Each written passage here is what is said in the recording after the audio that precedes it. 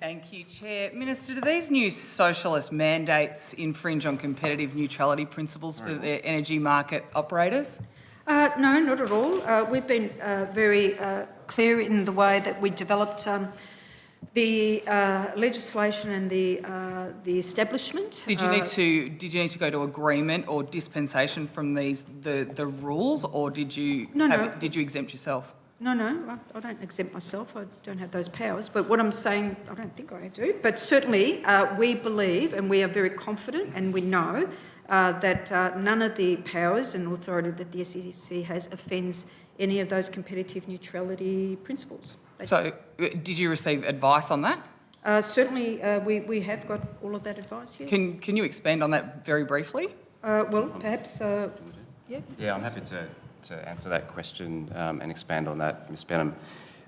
Competitive neutrality is a really important policy, and we've put in place across the SEC a number of features to ensure that we remain compliant with those competitive neutrality principles.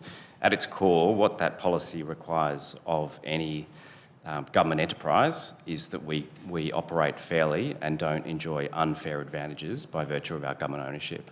And I'm confident, having worked through the process to develop the retail arrangements with our government customers, there is no instance of the SEC being conferred any kind of unfair advantage by virtue of its public ownership. Okay, so does the SEC then pay dividends to the state government? The SEC is still in an establishment phase, so we are still building the portfolio that we will use to service our government customers and other customers as we expand that offering. The question of dividends is a question that we'll confront when we're in a position to be able to pay those dividends. Okay, so if schools and hospitals, for example, that are already operating at huge losses right now, can find a cheaper energy offer by bulk buying somewhere else in the market, they just cannot go with the cheaper offer that would be better for their bottom line, given that they're running at loss, millions of millions of dollars worth of losses. They can't do that. No, so you're forcing them into this market. No. You're not understanding the premise of bulk purchasing is not an individual school does not go off. Okay, forget bulk purchasing. No, but hospitals and schools can find cheaper deals on thetheir energy. They cannot take it up. They don't go off individually.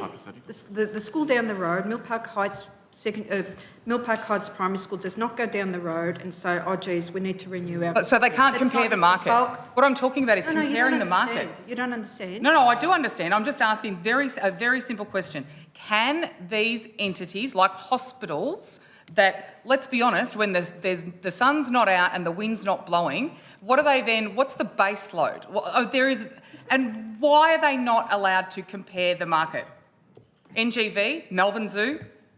Well, I've been very clear that we are looking forward to working with all of these entities. And the SEC has a fantastic relationship with these entities who are actually very excited. They have a choice. They're very excited. So, I think public ownership, some people actually like public ownership. So these entities are very excited. They will end up paying more though, won't they? They will end up paying more. Valiantly defending the foreign multinationals. They will end up paying more, won't they? Sticking up for the shareholders. Excuse me, members. Miss Benham, did you have a question you would like to ask the Minister? Yes. Will these public entities be paying more for their energy prices after July 1?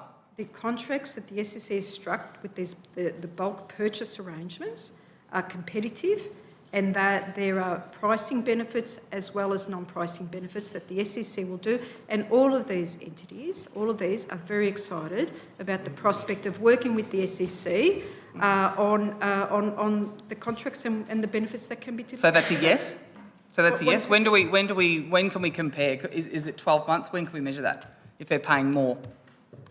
All of these contracts are commercial in confidence. They always have been, and they will continue to be. So you're refusing to answer the question? No. Well, I really don't understand the question because I thought The question is very simple. What is the question? Will these organisations that are mandated to use the SEC pay more for energy after July 1? They will be paid. It's a yes or no answer, Minister. No, I'm sorry. We're not in primary school here. The answer is that the competitive offering that the SEC has made and contracted on bulk purchase arrangement are very, very competitive. So what does competitive mean?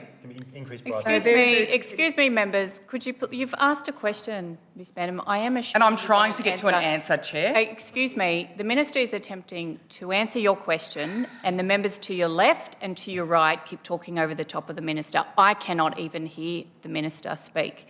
Minister, could you please provide your answer for the record? Thank you. The answer is that the contracts the SEC has entered into to be the retailer to government of electricity on bulk purchase arrangements are very, very competitive. There are pricing benefits as well as non-pricing benefits, and these entities are looking forward to working with the SEC and very excited by the prospect. And this is a really important part of the answer. That's the answer. What's the non-pricing benefits? As I mentioned earlier, I just touched on, the SEC is very keen to work with these entities to look at non-pricing benefits that include behind-the-meter solutions for improvements to the way that energy is consumed, the times of day that it's consumed, and all of these add value to the contract. So that is absolutely what the SEC is focused on doing. It's not just about giving over electrons. It's about it's about providing that renewable electricity that is really critical for us to ensure that we continue to build and to be able to provide those behind-the-meter solutions, not dissimilar to the SSC's remit to provide a one-stop shop for households. It's about providing those new and innovative ways of being able to reduce our total energy consumption and also get the build savings from that, and also, of course, delivering renewable electricity, because we know that when we do all of those things collectively, we lower everybody's wholesale electricity prices. Thank you.